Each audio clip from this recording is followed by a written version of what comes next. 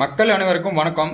தாவேகா கட்சியின் ஒரு அமைச்சர், அதாவது வந்து ஆதவ அர்ஜுனா அண்ணன் அவர்கள் டிஎம்கேவை பற்றி தவறான ஒரு குற்றச்சாட்டை வந்து சொல்லி தற்போது அந்த வீடியோ வந்து சர்ச்சையில் போய் முடிஞ்சிருக்கு. ஏன் அப்படின்னாக்க ஒரு மாதிரியாக பேசியிருக்காரு, அது ஆவேசமாக பேசுங்கிற பேரில் பேசியிருக்காரு. தயவு செஞ்சு அந்த வீடியோவை நீங்களே கொஞ்சம் நேரம் பாருங்கள். எனக்கு கரூர் வந்து ரொம்ப முக்கியமான ஒரு கணக்கு வழக்கு இருக்கு. அந்த கணக்கு வழக்க முடிக்காம விட மாட்டோம்.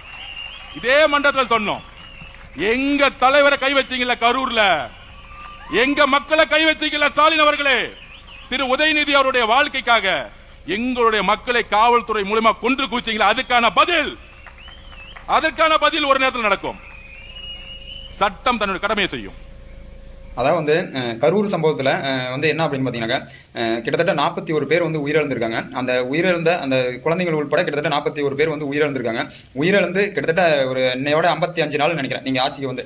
இந்த 55 நாளில் நீங்கள் என்ன நடவடிக்கை எடுத்தீங்க அப்படிங்கிறது எனக்கு புரியல. ஏன்னா கரூர் விஷயத்தை பற்றி நான் தெளிவாக பேச விரும்பலை. ஏன்னா ஆல்ரெடி அது வந்து அந்த கேஸ் வந்து கோர்ட்டில் இருக்குது. அதனால் கோர்ட்டில் இருக்கக்கூடிய ஒரு விஷயத்தை பற்றி நமக்கு வந்து பேசுறது தவறான விஷயம் அப்படின்னு நான் நினைக்கிறேன். ஆனால் நீங்கள் வந்து எதன் அடிப்படையில் திமுக கட்சி ஆட்சியில் இருக்கும்போது காவல்துறையினரை வைத்து கொன்று குமித்தார்கள் அப்படிங்கிற மாதிரி சொல்றீங்க.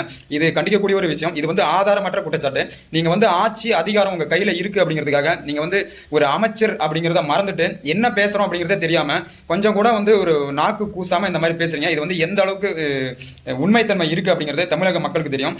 இன்னொரு முக்கியமான விஷயம், அதான் வந்து நீ ஒரு பொய்யை வந்து மீண்டும் மீண்டும் திருப்பி சொல்லிக்கிட்டே இருந்தாங்க அப்படின்னாக்கா அது வந்து உண்மையா எடுத்துக்குவாங்க அப்படிங்கிற மாதிரி நீங்க வந்து நினைக்கிறீங்க. என்னை பொறுத்தளவுக்கு ஒரு பொய்யை எத்தனை முறை சொன்னாலும் அது வந்து பொய் அப்படிங்கிற மாதிரி தான் இருக்கும்.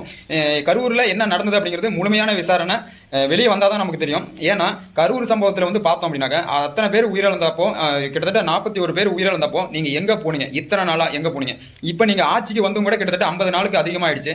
இன்னமும் நீங்க வந்து ஒரு அரசாங்க வேலையை கொடுத்துட்டு, அதாவது வந்து ஒரு அவங்க அந்த குடும்பத்துக்கு ஒரு அரசாங்க வேலையை கொடுத்து அப்படின்னாக்க அவங்க வந்து வாயை மூடிட்டு சும்மா இருந்துருவாங்க அப்படிங்கிற மாதிரி இருக்கீங்க. ஆனா இந்த கேஸ் வந்து கோர்ட்ல இருக்கு அப்படிங்கிறதுனால நான் அதை பத்தி வந்து அளவுக்கு அதிகமா பேச விரும்பல. ஆனா நீங்க வந்து தற்போது வந்து திமுக கட்சியின் மீது அவதூறு பரப்பி பேசுறீங்க. இந்த மாதிரி அநாகரிகமான செயல் வந்து இது வந்து என்னை பொறுத்தவரைக்கும் தமிழக மக்கள் கண்டிக்கக்கூடிய ஒரு விஷயம். ஏன் அப்படின்னாக்க திமுகவை நீங்க வந்து குற்றம் சொல்லுங்க, குறை சொல்லுங்க. ஏன்னா அவங்க முன்னாடி வந்து அவங்க தான் ஆட்சி பண்ணியிருக்காங்க. அதன் அடிப்படையில் நீங்க வந்து பேசுறீங்க. ஆனா நீங்க வந்து எதிரி கட்சி அப்படி இப்படிங்கிற மாதிரி ஒரு மக்கள் மத்தியில ஒரு ஒரு வெறுப்பை வந்து பரப்புற மாதிரி இருக்கு. நீங்க என்னதான் பரப்புனாலும் சரிதான், எப்போ எலெக்ஷன் வந்தாலும் மக்கள் சரியான பாடங்களை புகற்றுவார்கள் அப்படின்னு நான் நினைக்கிறேன். நன்றி, வணக்கம்.